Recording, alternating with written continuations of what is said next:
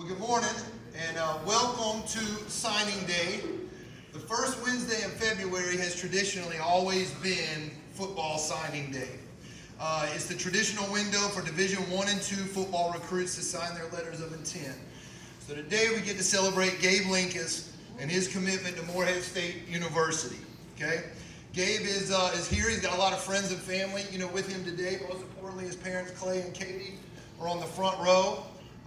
Man, no student ever gets to that table, without tremendous love and support from family and from others, and you're certainly no different.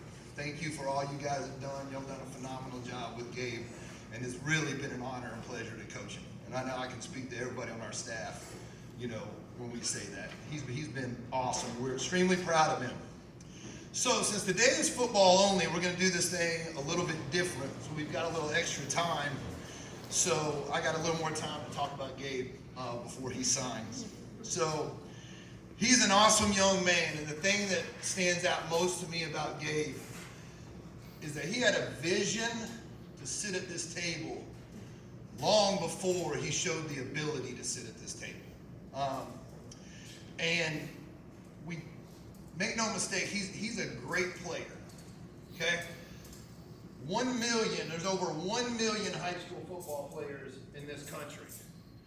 Less than 3% of them ever get an offer to play Division I college football. Okay? Gabe is one of those players. But greatness has got to start in your mind first. We talk about this all the time. Greatness has to start in your mind first. You have to see a vision of who you want to become. You have to believe that you'll see it come to fruition long before anything actually happens. And to me, that's really what I see in Gabe's journey for high school football. So we're going to have a little fun for a second. If you guys will look at the screen, okay? This is Gabe, his freshman season, okay? Now, Gabe, I love you, but there's nothing about that picture that says Division I college football prospect, okay? Let's look. He's 5'7", 127 pounds. Okay, ran a little over 16 miles per hour in a 5.52 40. Okay, you were slow, man. You were slow. But one thing I want you to look at is that bottom number, attendance percentage. We track this across all our players, and it's really just who's showing up and consistently putting in work. Who's showing up and consistently putting in work? As a freshman, that was Gabe. Look, he hadn't physically begun to mature yet, but he was always trying to get extra work. Okay, I had the opportunity to coach him as a receiver his freshman year. He was always wanting to be coached. He was always wanting to run extra routes. He was always wanting to learn how to get better, and he just kept showing up. His freshman year, he played exactly 0 meaningful snaps on varsity. Okay? Again, he was 127 pounds. I think, unfortunately, my right leg probably weighed more than Gabe did, okay, his freshman year. But he kept showing up. He rarely ever missed a workout. I'll never forget, it was this kid right here who approached me in the late spring after his freshman year, wanting advice on what to do that summer, what camps to go to, because his goal was to get his first college football offer that summer, okay? And I remember thinking to myself, I didn't say this to Gabe because I didn't want to discourage him, but I remember thinking, man, maybe let's just try to get on the field on Friday night first, But he had a vision in his mind, which I loved, okay? He knew that ultimately he wanted to be in this place. Again, attendance, 96%. He kept showing up. He rarely ever missed a workout or a practice. Tom Brady once said that to be great, you don't have to be special. You just have to be what most people aren't. Consistent, determined, and willing to work for it. No shortcuts. And that quote, I think, embodies Gabe's journey as a high school football player. He didn't get that first offer that summer in between his freshman and sophomore year, but he kept showing up. He kept working. And he didn't really see the field on Friday nights as a sophomore either. In fact, he had exactly 0 catches in a varsity game as a sophomore football player. But at the end of the year, he was named to what we call our all-warrior team, okay, which only goes to players who work exceptionally hard in practice and are willing to do anything the team needs in order to give us the best chance to be successful on Friday nights. He kept working. He was consistent, determined, and willing to work for it. We got a core value on our team, okay, called victory mindset. Victory mindset really means that you surrender the outcome and that you dedicate yourself to the process of being great, to getting up every single day and trying to do the things consistently that you need to do to develop the gifts and talents that God's given you to the best of your ability. It's the opposite of not blaming, not complaining, not getting defensive when somebody's trying to coach you. You put in the work, surrender the outcome, and trust God with the results. And Gabe's story is a great example of having the victory mindset. So between his sophomore and junior season, his body began to mature as he continued to put in the work. His junior year, he had 31 catches for 325 yards and 1 touchdown. He had 8 returns for 208 yards.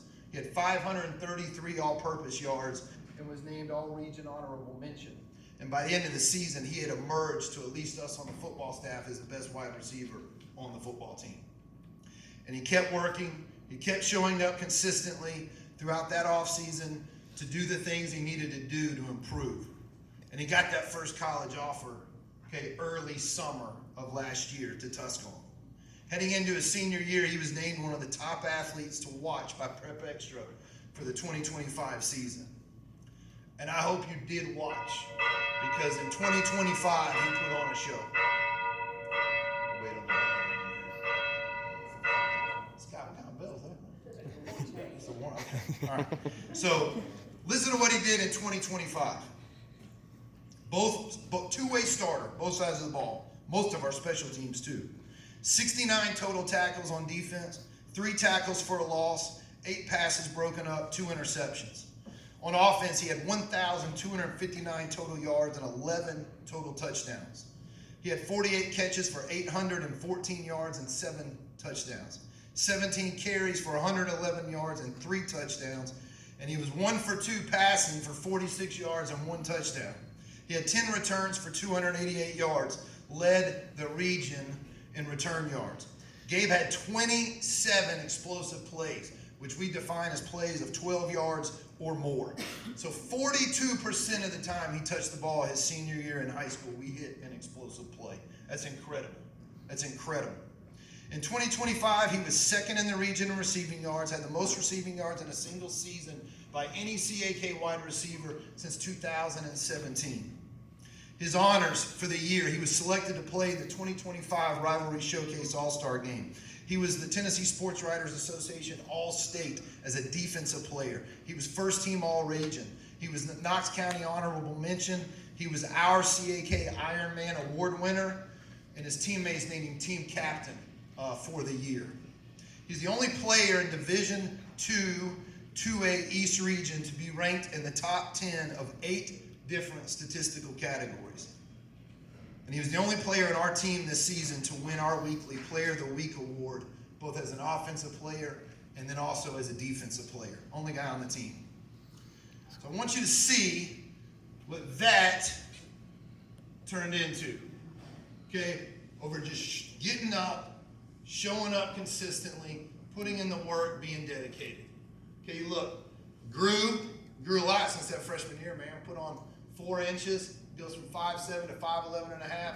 Now he's 173 pounds. I mean, we gained 50 plus pounds, and he runs at 21, almost 21.1 miles per hour, and knocked a second and a 10th off his 40 time.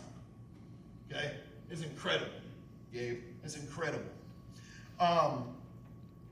In just a few minutes, he will become only the 4th wide receiver in school history to play Division I, to sign to play Division I college football. And he'll be the very first in school history since the TSSAA implemented the Division II league. It's an amazing story. Now I want you to see the side-by-side transformation that came as a result of his consistent hard work. So that's freshman on the left, okay, and he went from freshman to freak. Okay, he went from freshman to freak. All right, now I don't know if how many are familiar with Triple F and the way they rank guys, but they have different places you can get: foundation fit, fortified, fast, and freak. How many freaks are there over there now?